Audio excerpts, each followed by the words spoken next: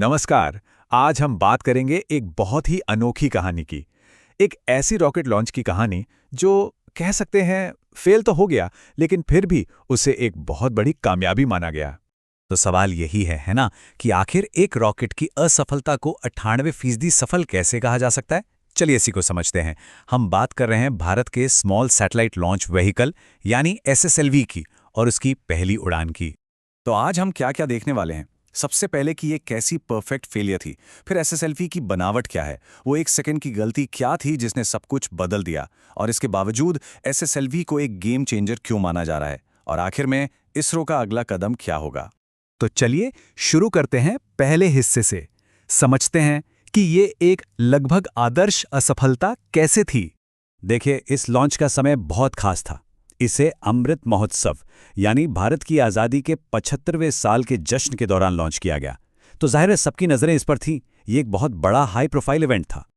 और इससे भी ज़्यादा खास बात ये थी कि इस मिशन में एक इमोशनल पहलू भी जुड़ा हुआ था। इसका जो मुख्य पेलोड था, आज़ादी सैट नाम का सैटेलाइट, उसे भारत भर के 75 अलग अलग स्कूलों की 750 लड़कियों ने मिलकर बनाया था। तो सोचिए कितनी उम्मीदें जुड़ी थीं इस लॉन्च से। तो अब ये समझने के लिए कि आखिर गड़बड़ हुई कहाँ, पहले हमें इस मशीन यानी रॉकेट को ही समझना होगा। तो चलिए देखते हैं एसएसएलवी की संरचना को। तो ये स्मॉल सैटेलाइट लॉन्च व्हीकल या एसएसएलवी असल में है क्या? देखिए, दुनिया भर में छोटे छोटे सैटेलाइट्स को लॉन्च करने की डिमांड तेजी से बढ़ रही है।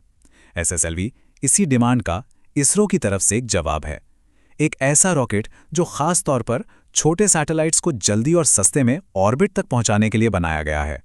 अगर इसके स्पेसिफिकेशंस पर नजर डालें तो इसकी ऊंचाई 34 मीटर है, वजन 120 टन और ये 500 किलो तक का पेलोड लो अर्थ ऑर्बिट में ले जा सकता है। लेकिन सबसे कमाल की बात है इसकी कीमत, लगभग 30 करोड़ रुपए।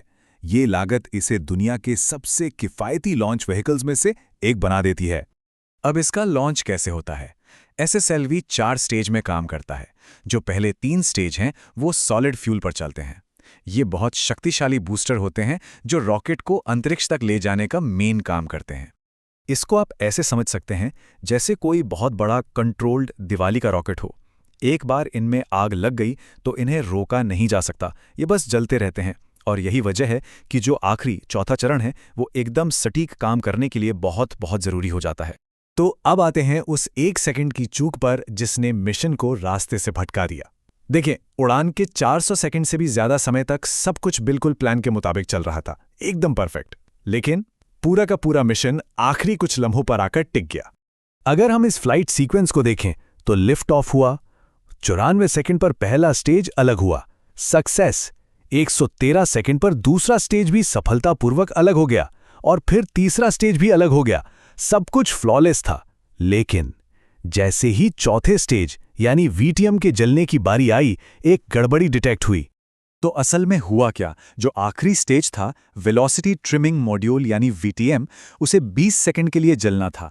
लेकिन एक सेंसर में आई खराबी की वजह से वो सिर्फ 1 सेकंड के लिए ही जला और यहीं पर सारी गड़बड़ हो गई। ऑर्बिट सर्कुलर यानी गोलाकार होनी थी, लेकिन इस वजह से वो अंडाकार यानी इलिप्टिकल हो गई। और इस गलत ऑर्बिट का नतीजा ये हुआ कि सैटेलाइट्स किसी काम के नहीं रहे। वो एक स्टेबल ऑर्बिट में नहीं थे, इसलिए उनसे मिला सारा डेटा भी बेकार हो गया। आखिरकार वो धीरे धीरे धरती के वायुमंडल में वापस आकर जल जाने वाले थे।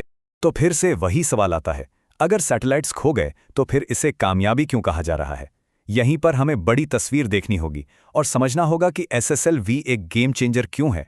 सबसे पहली और सबसे क्रांतिकारी बात है इसकी रफ्तार। जहां पीएसएलवी या जीएसएलवी जैसे बड़े रॉकेट्स को तैयार करने में 3 से 4 महीने लग जाते हैं, वहीं एसएसएलवी को सिर्फ 3 दिन यानी 72 घंटों में असेंबल करके लॉन्च के लिए तैयार किया जा सकता है।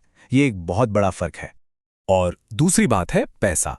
इसकी लागत सिर्फ 30 करोड़ रुपए है।